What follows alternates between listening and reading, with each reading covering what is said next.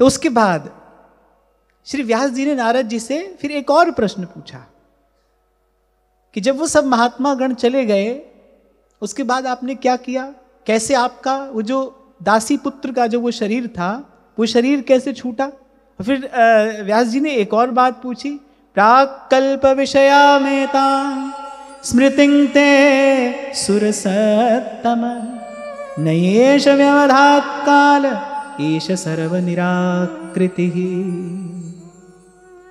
व्यास जी ने पूछा, बोले काल तो सभी वस्तुओं को नष्ट कर देता है, काल स्मृति को भी नष्ट कर देता है। आप देखो थोड़े समय के बाद, आज की बात थोड़े समय बाद भूल जाएगी। काल जो है धीरे धीरे सबको नष्ट कर देता है, स्मृति को भी नष्ट कर देता है। तो महर्षि वेदव्यास ने पूछा कि वो पूर्व कल्प की जो स्मृति है, अच्छा ये नारद जी जो घटना सुना रहे हैं कोई 10-20 साल पुरानी घटना नहीं है, 2-4 जन्म पहले की घटना नहीं है, पूर्व के किसी कल्प की घटना है। बोले आपको ये पूर्व कल्प की स्मृति कैसे बनी रही। तब नारद जी ने उत्तर दिया, भिक्षुभिर विप्रवसिते विज्ञानादेष्टिभिर्मम वर्तमानो वयस्याद्य तत् एतदकारशम। नारद जी ने कहा, भाई जब वो महात्मा गण चले गए तो मैंने जैसा उन्होंने बताया था वैसे ही अपना जीवन व्यतीत करने का प्रयास किया। मेरी अवस्था बड़ी छोटी थी। और नारद जी ने कहा, मैं अपनी माता का इकलौता पुत्र था, और मेरी माता बोले एक तो स्त्री और दूसरे कुछ बहुत अधिक विवेक विचार भी उसके पास में नहीं था, और तीसरे वो एक दासी थी, माने कुछ धन संपत्ति भी उसके पास बहुत अधिक नहीं थी। मेरे अतिरिक्त उसका कोई और आश्रय नहीं था। और नारद जी ने कहा, और उसमें भी उसकी दुर्दशा ये थी कि उसने स्वयं को मेरे स्नेह पाश में जकड़ रखा था। देखो जीव की जो दुर्दशा है ना, वो तो आसक्ति के बंधन में पड़ने पर ही होती है। आसक्ति से बड़ा और कोई दुख नहीं है, आसक्ति से बड़ा और कोई कष्ट नहीं है। पल पल इस भीतर बैठे जीव को सताने वाली, तपाने वाली आसक्ति है। या किसी वस्तु की आसक्ति है या फिर किसी व्यक्ति की आसक्ति है। आसक्ति बंधन है। आसक्ति के बंधन में पड़ा ही मनुष्य न पाप पुण्य का विचार करता है, न हित अहित का विचार कर पाता है। उसको उचित अनुचित कुछ नहीं सूझता, और बस उस मोह के गर्त में पड़ा एक पे एक अनुचित निर्णय लेता है, अंत में अपना पतन करा लेता है।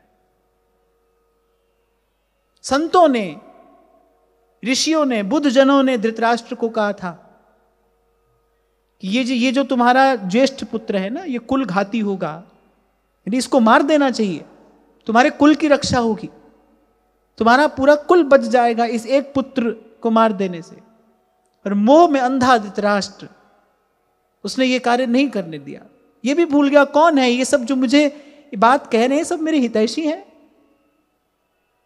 जो हितैषी जन थे उन्होंने कहा कि कुल घाती है, ये कुलांगार पैदा हुआ है, ये कुल की श्री ऐश्वर्य नष्ट करके स्वयं समाप्त हो जाएगा।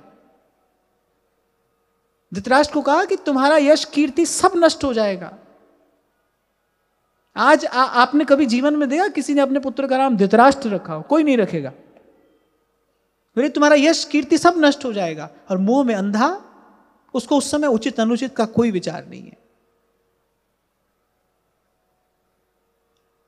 जब जीव आसक्त होता है किसी में, जब किसी के मोह में फंसा होता है, जब ममता का विषय कोई व्यक्ति हो जाता है हमारी, फिर उचित अनुचित का कोई विचार नहीं रहता, फिर सही गलत समझ में ही नहीं आता, फिर पाप पर पाप करता है व्यक्ति। कई बार आपको कहता हूं भाई, कभी विचार किया है जिसके लिए पाप कमा रहे हो वो भी यही रह जाएगा।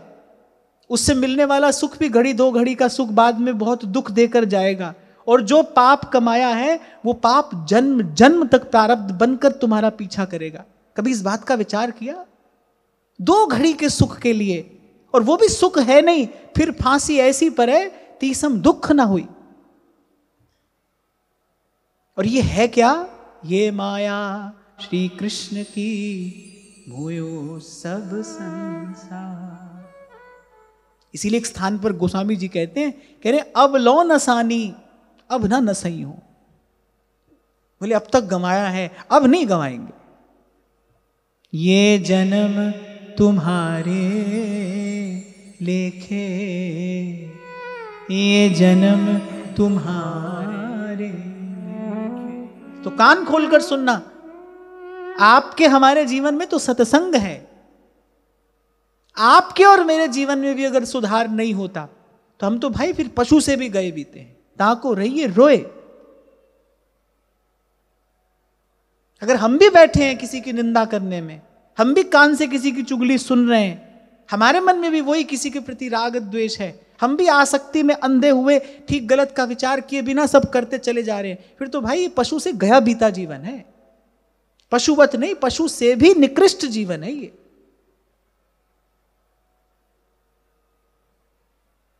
कभी पहले आपसे मैंने कहा था, अपने मन से इस बात का भ्रम निकाल देना आप किसी को पाल रहे हो, किसी को पोस रहे हो। ना ना ना, जीव आया है संसार में, वो अपना प्रारब्ध अपने साथ लेकर आया है।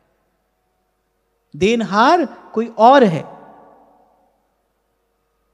हमको तो केवल कर्तव्य पालन करना है। वो भी किस लिए? कर्तव्य पालन दूसरे के लिए नहीं किया जाता है, कर्तव्य पालन आत्म कल्याण के लिए किया जाता है। अपने कल्याण के लिए कर्तव्य का पालन करना है, मेरा कल्याण होगा। और ये स्वार्थ नहीं है, ये सावधानी है। ये स्वार्थ नहीं है कि भाई आप कह रहे हो कि आपको केवल अपने ही बारे में सोचना है। ना ना, ये स्वार्थ नहीं है, सावधानी है। कर्तव्य पालन करना है, मेरा कल्याण हो। और अब आप सोचो भाई फिर किसी और का कल्याण कैसे होगा? पहले अपना तो करो। ध्रुवदास जी ने सिद्धांत विचार में यही लिखा है, तोय बिगानी का परी तो अपनी निबेर। अपना कल्याण तो करो, अपना दीपक तो जलाओ, फिर किसी का जलाना। पहले तो अपना कल्याण करिए। तो जो कर्तव्य पालन करना है अपने कल्याण के लिए करना है, मोह ममता के बंधन में पड़ जाने के लिए नहीं करना, स्वार्थ के कीचड़ में लिप्त हो जाने के लिए नहीं करना है, अपने कल्याण के लिए करना है। इसीलिए कहा जाता है साधक सदा सावधान। साधक व्यवहार में रहेगा पर वो सावधान रहेगा, वो लिप्त नहीं होगा। यदि कोई साधक माता है, यदि साधक के रूप में, माता के रूप में कोई इस संसार में साधक है, तो उसको अपनी संतान का पालन करना है, उसका पोषण करना है, उसको अच्छा संस्कार भी देना है, लेकिन उसको भीतर से सावधान भी रहना है, उसको भीतर से निष्काम भी रहना है, उसको भीतर से सावधान रहना है कि भाई ये जो सब किया जा रहा है ये आत्म कल्याण का मार्ग है। उसकी ममता के बंधन में पड़ नहीं जाना है, बंध नहीं जाना है। इसीलिए आपको थोड़ी देर पहले मैंने कहा कि कठिनाई आएगी, प्रतिकूलताएं आएंगी, जीवन में सत्संग रहा तो निकल जाओगे सबसे। सत्संग रहेगा तो भजन भाव बना रहेगा, सत्संग रहेगा तो सद्विचार का दीप जीवन में जलता रहेगा। उसके प्रकाश में भजन की लाठी लेकर तो इस ऊंचे नीचे मार्ग से निकल जाओगे। नहीं तो भाई बड़ा कठिन है, नहीं तो बड़ा कठिन है। और बड़ा कठिन क्या भाई, इसके बिना असंभव है। तो नारद जी ने कहा बेचारी हर ओर से दीनहीन, न धन न संपत्ति, न बहुत अधिक बुद्धि, न उसके पास कोई विचार, न उसके जीवन में सत्संग। और बोले मेरे स्नेह पाश में बेचारी जकड़ी हुई थी, मेरे लिए करना तो बहुत कुछ चाहती थी। नारद जी ने वस्तुतः जीव दशा का वर्णन किया है, ये आपकी मेरी कहानी है। नारद जी ने कहा कि बोले कि मेरे योग क्षेम की चिंता तो बहुत करती थी। सा स्वतंत्रा न कल्पासीद योगक्षेमं ममेच्छति, ईशस्य हि वशे लोको यूषा दारुमयी यथा। बोले बेचारी मेरे लिए चिंता तो बहुत करती थी पर मेरे लिए कुछ कर नहीं पाती थी।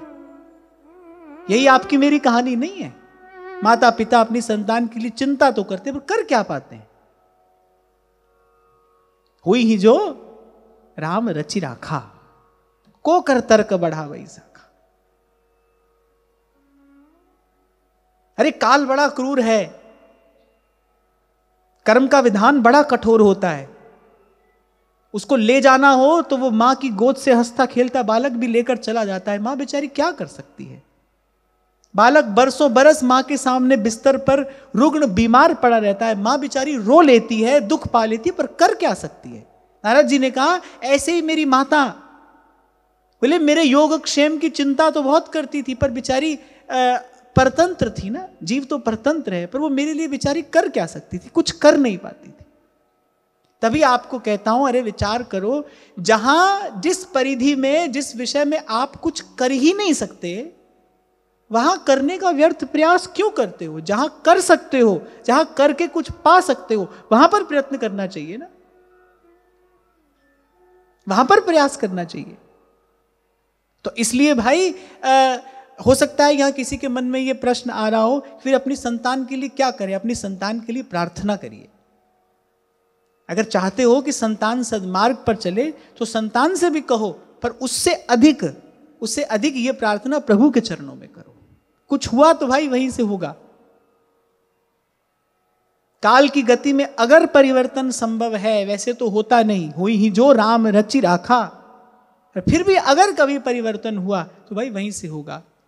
मेरे तुलसी बाबा कहते हैं एक स्थान पर, बोले जो ही बांधे सोई छोड़ है, इसने बांधा है बोले वही मुक्त करेगा, कुछ बदला उसी के बदले बदलेगा। तो नारद जी ने कहा मैं भी अपनी माता के उसने बंधन में बंध कर, और कुछ काल तक वहीं रहा जहां मेरी माता रहती थी। एकदा निर्गतांगेहा दुहंती निशिगां पथि, सर्पोदशत्पदा स्पृष्टः कृपणां कालचोदितः। एक दिन मेरी माता गो दुहने के लिए और घर से बाहर निकली, बोले सर्प पर उसका हल्का सा पांव पड़ा, सर्प ने डस लिया, माता का शरीर छूट गया। पर जो अगली बात नारद जी ने कही वो बहुत अच्छी है। नारद जी ने कहा माता का शरीर छूटा और तदा तदहमीशस्य भक्तानां शमभीप्सतः अनुग्रहं मन्यमानः प्रातिष्ठं दिशमुत्तरा। नारद जी ने कहा ये घटना घटी और मैंने सोचा भक्तों का मंगल चाहने वाले, सदा भक्तों का कल्याण करने वाले, बोले भगवान का ये मुझ पर एक अनुग्रह ही हुआ है। बोले ये एक बंधन था जिसमें मैं बंधा हुआ था और माता के प्रति मेरा एक कर्तव्य भी था। बोले प्रभु ने आज मुझे सब बंधनों से मुक्त कर दिया। यहां से पता चलता है कि हम वस्तुतः चाहते क्या है। संसार मिला हम खुश हुए, संसार का कोई व्यक्ति हमसे बिछड़ा हम दुखी हुए, तो मान लेना भाई भीतर इच्छा संसार की है, वही सुखी दुखी कर रही है, उसी के कारण सुख दुख है। इच्छा के मूल से ये दो फल आते हैं, सुख और दुख। जिसको इच्छा नहीं उसको ना सुख है ना दुख है। कभी आपको कहता हूं ना मैं कि जो व्यवहार में लिप्त है दिन रात, वो कभी सत्संग में आकर बैठे, कभी कीर्तन में आकर बैठे, तो उसको अच्छा लगेगा, उसको सुख मिलेगा। क्यों? क्योंकि वो ताप से तपा आया है, उसको शीतलता की अनुभूति होगी। ये तो समझ में आता है कि कोई व्यवहार में लगा है, सत्संग में आया है, उसको अच्छा लग रहा है, उसको कुछ सुख मिला है। लेकिन सत्संग में रहने वाला अगर व्यवहार में सुखी हो रहा है तो बोले यहां पर बात कुछ गड़बड़ है। माने अर्थात अभी सत्संग का रस नहीं मिला। सत्संग का रस मिले तो सूरदास प्रभु कामधेनु तज छेरी कौन दुहे।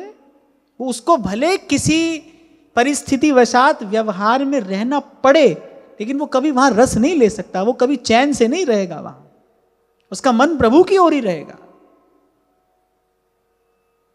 उसका मन प्रभु की ओर रहेगा।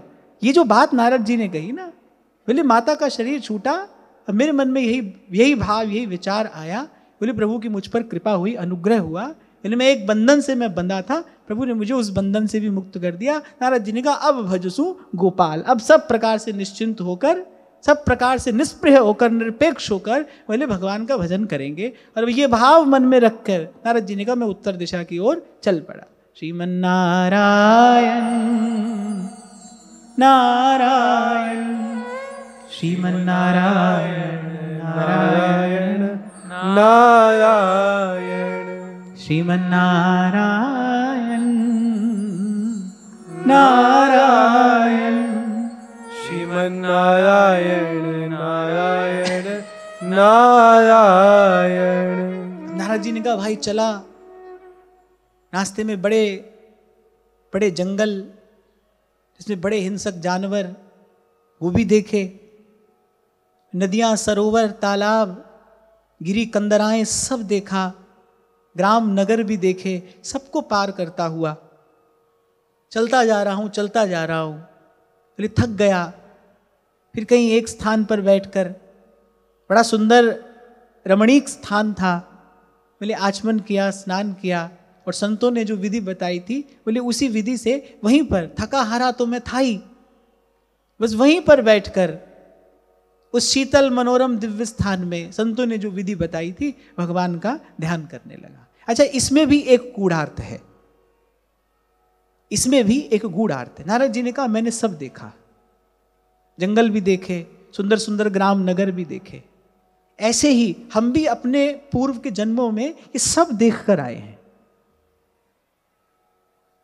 भजन का सुख कब होता है? जब वस्तुतः जीव सब साधनों से थक कर केवल प्रभु के नाम के, प्रभु की कृपा के भरोसे होकर बैठ जाता है, तब भजन का सुख मिलता है। नारद जी ने कहा भाई हमने घने जंगल भी देखे, सुंदर सुंदर नगर भी देखे, बोले नदियां, तालाब, सरोवर, गिरी कंदराएं सब देखा, एक से एक सुंदर दृश्य, एक से एक भयावह दृश्य, सब हमने देखा। नारद जी ने कहा अंत में चलते चलते थक गया। ऐसे अनेक अनेक साधन करने के बाद, जैसे महाप्रभु कह रहे हैं दूराद पास से स्वजनान सुख मर्त कोटिंग सर्वेशु साधन वरेशु चिरंग निराशा, सब करने के बाद जब थक गया, फिर संतों ने जो विधि बताई थी, बस उसका आश्रय लेकर संतों ने एक बात कही थी, बोले कुछ भी करना पर भगवान नाम नहीं छोड़ना। संत मुझे एक ये युक्ति बताकर गए थे, बोले कुछ भी करना पर देखना भगवान का नाम नहीं छूटे, कृष्ण का स्मरण होता रहे, श्री कृष्ण के चरणों का ये मन भंवरा बना रहे, उन्हीं से लिपटा रहे। नारद जी ने कहा संतों ने बताया था, फिर जो विधि उन्होंने बताई थी, जो भगवान का स्वरूप मुझे बताया था, उसी स्वरूप से मैं भगवान का ध्यान करने लगा। ध्यायतश्चरणां भोजं भाव निर्जित चेतसा औत्कंठ्याश्रुकलाक्षस्य हृद्यासीन में शनैर्हरि। बड़ा सुंदर श्लोक है, बड़ा ही मधुर श्लोक है। नारद जी ने कहा भक्ति भाव से मेरा हृदय भरा हुआ था, मैं थका हारा, ये भी पता नहीं अब और आगे कहां जाना है, प्रभु को खोजने निकला हूं, चलते चलते थक गया, बड़ी थका हारा मैं बैठा, भक्ति भाव से भरा हुआ मेरा हृदय, भगवत दर्शन की बड़ी उत्कट लालसा, बोले भगवान के चरण कमलों का ध्यान, बोले बस ये सब हुआ और बस मेरे नेत्रों से आंसू छलछला आए, मेरे नेत्रों से अश्रु छलछलाने लगे। ये होगा कब? जब आप भीतर से कर्तृत्व से मुक्त हो जाओगे, जब दोनों हाथ उठा लिए द्रौपदी ने, मेरा कोई ना सहारा बिन तेरे नंदलाल सावरिया में। नारद जी ने कहा मैं भी भाई अब थक गया था, अब मैं नाचो थक्यो गोपाल, अब तो मेरा रोम रोम बस यही कह रहा था, सूरदास की सबे अविद्या, सूरदास की सबे अविद्या, बेगी हरो नंदला, अब मैं नाचो थक्यो गोपाल। और आपको सदा ही कहता हूं, जब कोई तरस जाता है, जब कोई तरसता है, फिर घनश्याम बरसता है। नारद जी ने कहा ऐसे मेरा रोम रोम भगवत मिलन की लालसा से भरा था। सहज आनंद बसे बैरागी। नारद जी ने कहा भगवत मिलन की पिपासा भी है, रोम रोम प्यासा है, लेकिन उस आनंद का वर्णन भी मैं नहीं कर पा रहा हूं। अद्भुत आनंद है। नारद जी ने कहा मेरे नेत्रों से झरझर आंसू बहने लगे, और बस इतनी देर में मेरे अंतःकरण में भगवान का वो दिव्य मनोहारी मुनिजनों का वो आराध्य वो स्वरूप मेरे उर अंतर में प्रकट हो गया। श्रीमन्नारायण नारायण श्रीमन्नारायण नारायण नारायण। नारायण जी ने दो बात कही, बोले मेरा हृदय शीतल हो गया, शांत हो गया। जब प्रथम अनुभूति होती है, जब प्रथम अनुभूति होती है एक, तो वो कहीं आपके भीतर आपको होगी। जब उस आनंद की प्रथम अनुभूति होगी, जब पहली झलक मिलती है प्रभु की, तो भी इसी अंतर्मुख अवस्था में ही मिलती है। इसीलिए बार बार आपको कहता हूं, समेटना है भाई, अपने मन को समेटना है। कल विराम के समय में यही आपसे कह रहा था, अरे भाई प्रभु आएंगे, अपने हृदय मंदिर को तैयार तो करो, वहां झाड़ बुहार तो करो। प्रभु आएंगे तो कहां बैठेंगे? नारद जी का हृदय शुद्ध हो गया था, निर्मल पवित्र, रोम रोम में भगवत मिलन की पिपासा है।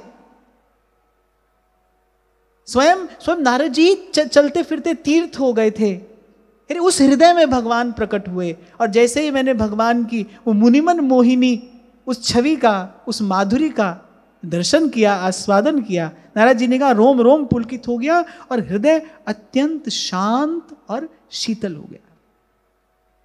जब अनुभव होगा, जब वास्तविक अनुभव होगा, तो यह घटना घटेगी, हृदय शांत और शीतल।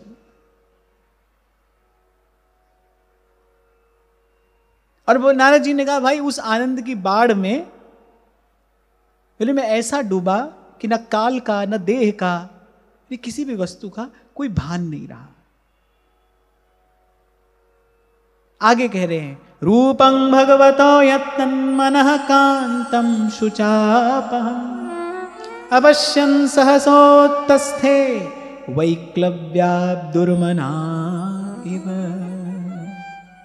मेरे प्रभु का रूप सब प्रकार के अमंगलों का, सब शोकों का नाश करने वाला, बोले मन को मोह लेने वाला था। इसीलिए भगवान के रूप को मनोहर कहा गया, जो मन को हर ले, मन को मोह ले, और सदा सदा के लिए, और ऐसा मोह ले कि फिर उसके बाद मन की सारी चंचलता समाप्त हो जाए। एक भगवान का रूप ऐसा है जिसके अनुभव के बाद बोले फिर मन की सारी चंचलता समाप्त हो जाती, फिर मन कहीं नहीं जाता। एक बार प्रभु में लगे बोले उसके बाद मन कहीं नहीं जाता। बोले बस एक क्षण के लिए भगवान का वो दर्शन हुआ, बोले जैसे बस एक क्षण के लिए भगवान की वो झलक मिली, और बोले एकाएक भगवान फिर अंतर्हित हो गए, फिर छिप गए। और बोले जैसे ही वो छिपे, नारद जी ने कहा जैसे मेरा रोम रोम पहले तृषित था, बोले अब तो वो व्याकुलता अनंत गुना और बढ़ गई। बोले एकाएक मैं अपने आसन से उठकर खड़ा हो गया, बस उसी स्वरूप को फिर देखना चाहता हूं। बोले मेरे रोम रोम मानो नेत्र हो गए, वो दसों दिशाओं में बस केवल उसी रूप को ढूंढ रहे हैं। बोले चित्त चोर ने चित्त चुरा लिया, और ऐसा ही प्रभु करते हैं। चित्त चोर ने चित्त चुराया मेरा। अच्छा चुराकर, अब चोर कोई वस्तु चुराकर बैठा थोड़ी रहेगा। चित्त चोर ने चित्त चुराया मेरा, अरे छलिया गया फिर भाज कहाँ, ब्रजमंडल के युवराज बिना, सुख का सब साज समाज कहाँ। देखो कोई व्यक्ति निर्धन हो तो वो दुखी रहता है, निर्धनता अभाव दुख है। कोई निर्धन हो तो दुखी रहेगा, लेकिन उसको धन मिल जाए और फिर खो जाए, एक बार धन मिल जाए और फिर खो जाए, बोले फिर तो उसकी पीड़ा असह्य है, फिर तो असह्य पीड़ा होती। संतान नहीं है तो कुछ काल के बाद व्यक्ति अपने आप को सांत्वना दे लेता है, फिर मिले और मिलकर खो जाए, फिर इससे बड़ा तो फिर कोई कष्ट नहीं है। ये तो बड़ी भारी पीड़ा है, तो असह्य पीड़ा है, ये तो मृत्यु से भी अधिक दुखदाई है। नारद जी ने कहा भाई एक क्षण के लिए भगवान मिले, उस रूप का हमने दर्शन किया, और वो उस दर्शन जन्य जो आनंद था फिर उसका आस्वादन किया, बस एक क्षण में भगवान अंतर्हित हो गए। और अब ब्रजमंडल के युवराज बिना, सुख का सब साज समाज कहाँ। अब और सुहाता नहीं कुछ भी, सखी लाग गई फिर लाज कहाँ। लाग गई फिर लाज कहाँ। एक बार उस रस का चस्का लगा, फिर लाग गई फिर लाज कहाँ।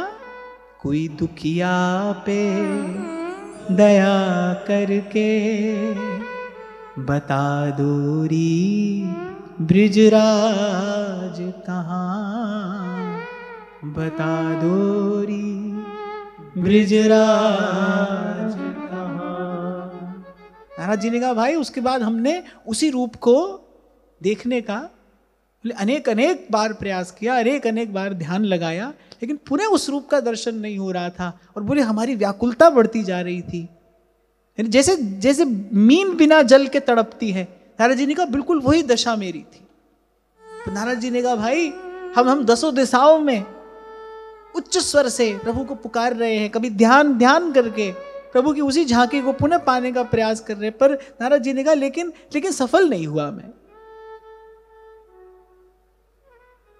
ऐसी ही स्थिति में मीरा जी ने कहा है, गली तो चारों बंद हुई है,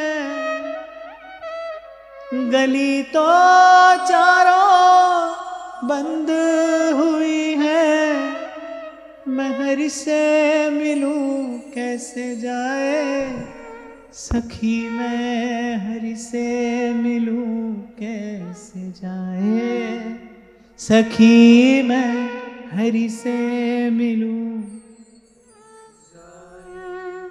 ऊंची नीची राह रपटनी पाँव नहीं ठहराए, ऊंची नीची राह रपटनी पाँव नहीं ठहराए। सोच सोच पग धरूं जतन से, सोच सोच पग धरूं जतन से, बार बार डिग जाए, सखी मैं हरि से मिलूं कैसे जाए, सखी मैं हरि से मिलूं कैसे जाए। गली तो चारों बंद हुई है, गली तो चारों बंद हुई है, मैं हरि से मिलूं कैसे जाए, सखी मैं हरि से मिलूं कैसे जाए, सखी मैं हरि से मिलूं कैसे जाए।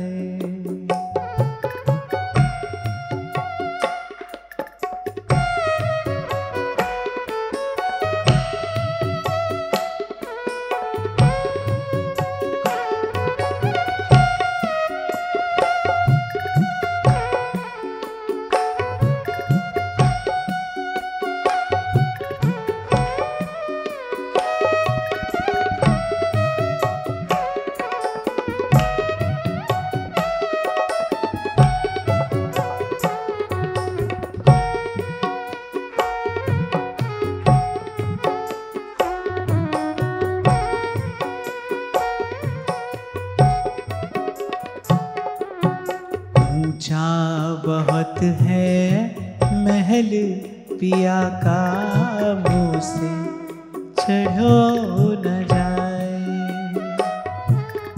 ऊंचा बहुत है महल पिया का, मुँह से चढ़ो न जाए। प्रीतम दूर पंथ मारा झीणा, प्रीतम दूर पंथ मारा झीणा, सूरत झकोला खाए, सखी मैं हरि से मिलूं कैसे जाए, सखी मैं हरि से मिलूं कैसे जाए। गली तो चारों बंद हुई है, गली तो चारों बंद हुई है, मैं हरि से मिलूं कैसे जाए सखी, मैं हरि से मिलूं कैसे जाए सखी, मैं हरि से मिलूं कैसे जाए।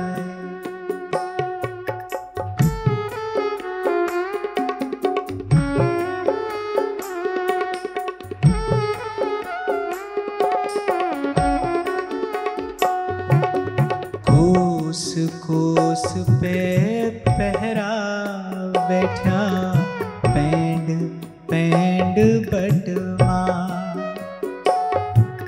मीरा कह रही है हर राह पे बोले ठग बैठे हैं, कहीं काम, कहीं क्रोध, कहीं लोभ। जो मेरी संचित भजन की जो संपत्ति है उसको लूट लेना चाहते हैं। कोस कोस पे पहरा बैठा पैंड पैंड बटवा। कोस कोस पे पहरा बैठा पैंड पैंड बटवा। हे विधना कैसी रच दीनी, हे विधना कैसी रच दीनी, दूर बसो घर बार सखी, मैं हरि से मिलूं कैसे जाए सखी, मैं हरि से मिलूं कैसे जाए। गली तो चारों बंद हुई है, गली तो चारों बंद हुई है, मैं हरि से मिलूं कैसे जाए सखी, मैं हरि से मिलूं कैसे जाए सखी, मैं हरि से मिलूं कैसे जाए।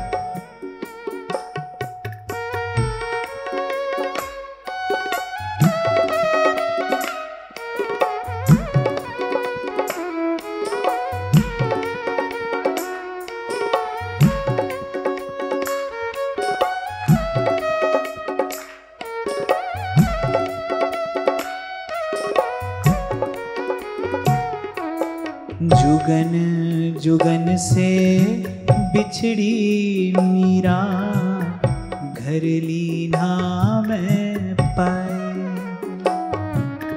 जुगन जुगन से बिछड़ी मीरा, घर लीना मैं पाए। मीरा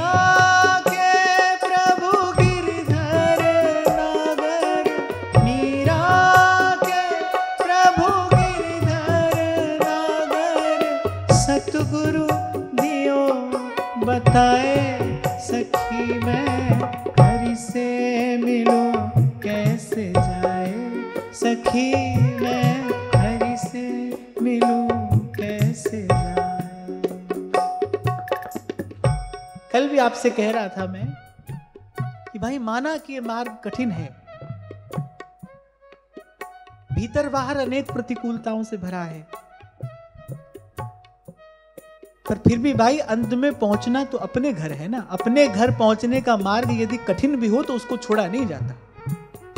मीरा कह रही है मेरे गुरु ने मुझे ये चेत करा दिया है कि तेरा घर यही है, यहीं पहुंचकर तुझे चैन मिलेगा, यहीं पहुंचकर तू सुखी होगी। जुगन जुगन से बिछड़ी मीरा, जुगन जुगन से बिछड़ी मीरा, घर लीना मैं पाए।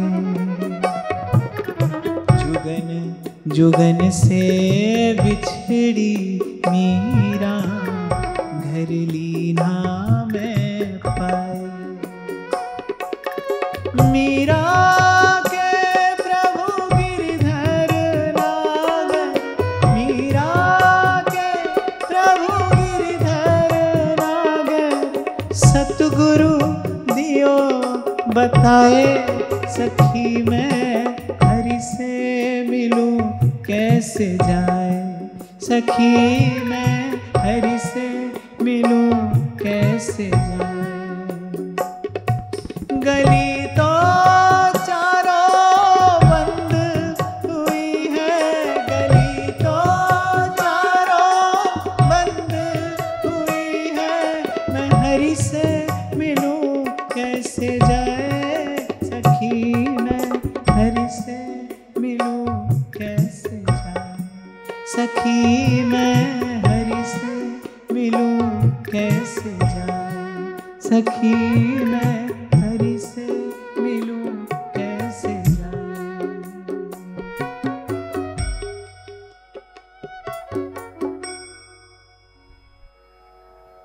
और बस ऐसी दशा नारद जी कह रहे हैं उस समय मेरी, कि कहीं कहीं मन को टिकाना मिल ही नहीं रहा। क्यों? क्योंकि अब तो मन को वही चाहिए। इसलिए भी आपको अनेक बार मैंने कहा, भाई सत्संग में बने रहना। सत्संग की कृपा से क्या होगा? वो जो विशुद्ध रस है, इसको तुलसी बाबा ने कहा रस विशेष। कभी सत्संग की कृपा से, कभी संतों की कृपा से, जैसे पूर्व में नारद जी ने इसी वृतांत में कहा, बोले 3 समय सत्संग संत कीर्तन करते थे, भगवान की लीलाओं का गान करते थे, और यद्यपि सब बात समझ नहीं आती थी, पर मैं बैठा सुनता था। फिर सुनते सुनते मेरे हृदय में उस विशुद्ध भाव का प्रादुर्भाव हो गया। बने रहना सत्संग में, लगे रहना इसी प्रकार। रस की एक बूंद हो सकता है कभी मिल जाए, जिसको पाकर बोले मन की सारी दौड़ समाप्त हो जाएगी। अब कोई कहे कि भाई इतना ही कठिन मार्ग है, क्यों चलते हो इस पर? क्योंकि घर यही मार्ग लेकर जाता है। क्योंकि जो अपना घर है ना, उस तक यही रास्ता जाता है। सो ये बात मीरा जी कह रही है। मीरा के प्रभु गिरधर नागर, सतगुरु दियो बताए, सखी मैं हरि से मिलूं कैसे जाऊं। मेरे जुगन जुगन से बिछड़ी मीरा, और घर ली ना मैं पाए। जैसे हमारे वृंदावन के रसिक कहते हैं, कह रहे अली किशोरी जाए कहां, अब बड़ो ठिकानों पायो। आप सोचो, श्री कृष्णदास जी भावुक जब ये शब्द कहते हैं कि जो पे हित कृष्णदास प्रभु सीमा तज बाहर हुई, तो हूं ना जाऊं यह सांची मन मानी को। देखो भाई, जितना सब कुछ है मन को एकाग्र करने के लिए तो है। जितने साधन आज तक कहे गए हैं सब मन को एकाग्र करने के लिए तो है। आप देखो वृंदावन के रसिकों का मन कैसा एकाग्र हुआ है। अरे भाई, अब तो जो पे हित कृष्णदास प्रभु सीमा तज बाहर हुई, तो हूं ना जाऊं, और यह सांची मन मानी को, रहूं कुंज द्वार दो खेलत सुकुमार, जहां झलमलात वृंदावन वृंदावन रानी। सिर काटो पावक जरों, बूढ़ मरों विष खाऊं, पर वृंदावन छाड़ के अनत न कित हूं जाऊं। कुछ कुछ मिला है ना यहां, और आपको मुझे चाहिए ही कितना भाई। तू प्यार का सागर है, तेरी एक बूंद के प्यासे हम। तू प्यार का सागर है, तू प्यार का सागर है। एक बूंद तो चाहिए। वो एक बूंद नारद जी को मिल गई। एक झलक दिखा दी प्रभु ने, फिर ओझल हो गए। क्योंकि प्रभु जानते हैं कि भाई हमारी एक झलक देखने के बाद फिर कोई हमें नहीं छोड़ सकता। जो लोग नेवला पालते हैं ना, वो नेवले को अफीम खिला देते हैं, उसको पिंजरे में नहीं रखते हैं, किसी बंधन में नहीं बांधते हैं उसको अफीम खिला देते हैं थोड़ी सी। फिर नेवला यहां वहां सब और घूम फिर कर, पर अंत में वहीं आ जाता है, क्योंकि उसको चाहिए वही। अब उसको वही चाहिए। ऐसे ही संतों की कृपा से, सत्संग की कृपा से, कहते हैं रस का चस्का लग जाता है। एक बार एक छींटा पड़ जाता है संतों की कृपा का, उस रस का चस्का लग जाता है। फिर मन भेजे नहीं जाएगा कहीं, इसी को कहते हैं मन का एकाग्र होना। इसीलिए योगी लोग बड़े कठिन कठिन साधनों से अपने मन को एकाग्र करने का प्रयास करते हैं पर कर नहीं पाते। और यहाँ संतों भक्तों के संग भगवान का नाम गाते, भगवान की लीला कथा सुनते सुनते वे मन सहज में ही प्रभु का हो जाता है। पूर्व के अध्याय में यही चर्चा तो हमने की, कथा सुनते सुनते क्या हुआ, नारद जी कह रहे भाई भगवान मुझे अपने लगने लगे, मेरे लगने लगे, भगवान मीठे लगने लगे। आप यहां बैठो, आप कहीं पर भी बैठो, आप देखो मन वहां ही होगा जिसको मन अपना समझ रहा है, उसी का भजन कर रहा है, उसी का सेवन कर रहा है, उसी का चिंतन कर रहा है।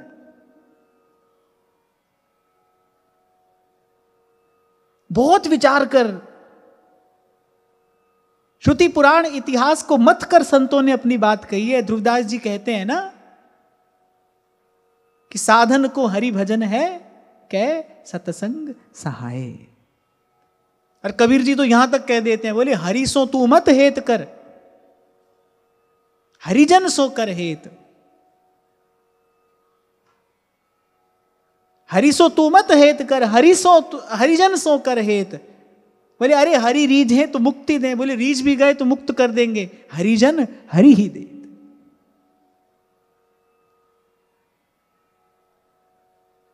साधन को हरि भजन है कै सतसंग सहाय। पर मैं इन दोनों में से भी विचार करूं तो पाऊंगा कि भाई भजन में लगाने वाला और भजन में हम लगे रहे ऐसी व्यवस्था भी केवल सत्संग ही है। ये भगवदीय व्यवस्था है, ये भगवान की हुई व्यवस्था है। सत्संग इज अ डिवाइन अरेंजमेंट, ये आपके मेरे लिए भगवान की हुई व्यवस्था है।